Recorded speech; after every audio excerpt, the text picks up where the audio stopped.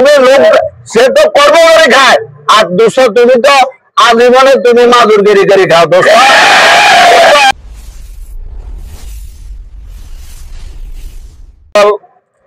আমার ছোটবেলার বন্ধু, তার একসাথে রাজনীতি করছে, কিন্তু তার মুখে দিয়ে এত অশ্লীল কথা আসবে এটা আমরা কখনো চিন্তা করি নাই, কল্পনাও করি নাই।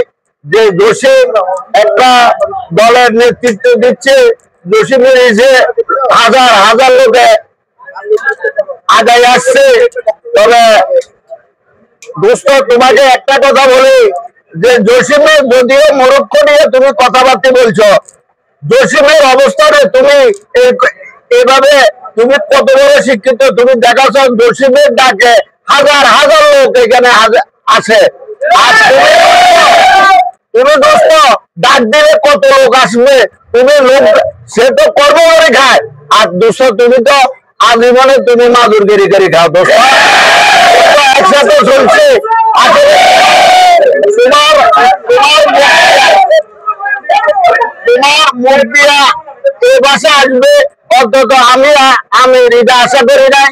তোমার সাথে ক্লাস 1 থেকে 5 পর্যন্ত একসাথে লেখাপড়া করছি, একসাথে রাজনীতি করতেছি, একসাথে সর্বকিছু। তুমি যে এত ছোট মন নিয়া এই এখানে যে আচরণ তুমি দেখাচ্ছ, যে কালাম সাহেবের বিরুদ্ধে কথা বললে তুমি জিব্বা কাটি ফেলাবা, তো দেখা যাচ্ছে তুমি ভয়ঙ্কর কিছু দেখাতে আসো। এই দেশের মানুষের গণতন্ত্র অধিকার, মানুষ নিয়ে কথা বলবে, বলতে গেলে তুমি জিব্বা কাটবা, তুমি হাত ভাঙিয়ে লাগবা, তুমি এই করবা সেই করবা। তবে এটা ঠিক না। তবে এটা যে লাকসা মনোরগঞ্জবাসীর কাছে আমার একটাই অনুরোধ যে আপনারা সেই বিচারটা, সেই জিনিসটা আপনারা কিভাবে নেবেন, যে বুকে ধারণ করবেন। সে ডিএমপি করে, সে তো আর ধানের শীষে বাইরে গরম চাচ্ছে না, সে তো ধানের শীষে বাইরে নাই। যে চূড়ান্ত কমিশন নিয়ে আসবে তার সাথে তো আসবে।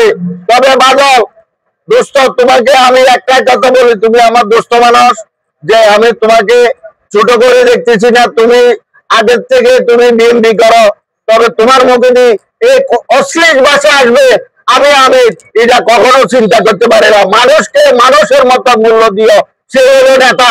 তুমি যদি এই নিজেকে নিজে অনেক গর্ব মনে করো, তুমি কত বড় এই দেশে শেখ হাসিনার থেকে তুমি শক্তিশালী নি।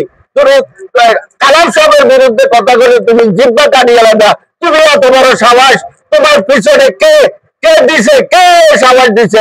আমরা লাকসাম মানুষ দেখতে চাই তুমি তুমি কিভাবে জিব্বা কাটো, কিভাবে। এখনো ক্ষমতা আসে নাই, এখনো কালাম সাহেব পাস করে নাই। তুমি তো আমাদের তারিখ দেওয়ার অহংকারের ধানের শীষের বিরুদ্ধে তুমি এটা অবস্থান করছো।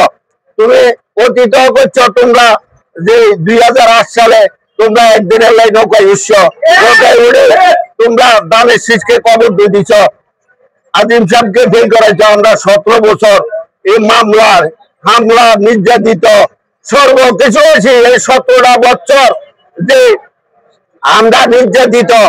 আর এখনো তুমি সে পর্যায়ে চলে গেছো। তুমি তো দোস্ত, তুমি দেখা মানুষ, তুমি তো দল ফাট করার জন্য, তোমার ব্যবসাটা হলো ফাট। আমরা তো ফাটে নাই, আমরা তো বলছি যে ধানের শীষ যে নিয়ে আসবে সর্বসমক্ষে আমরা তার পক্ষে কাজ করব। তবে আসলে তুমি দোস্ত ঠিক হয়ে যাও। তুমি যে বাসা, তোমার এখনো সময় আছে। আমি আলটিমেটাম দিলাম অন্তত 12 ঘন্টার ভিতরে তুমি কেন চাও, মাপ চাও যে লাকসাম এটা আমাদের রক্ত করা হয়েছে।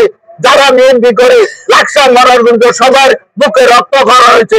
এগুলি আমার বক্তব্য, আমি এখানে শেষ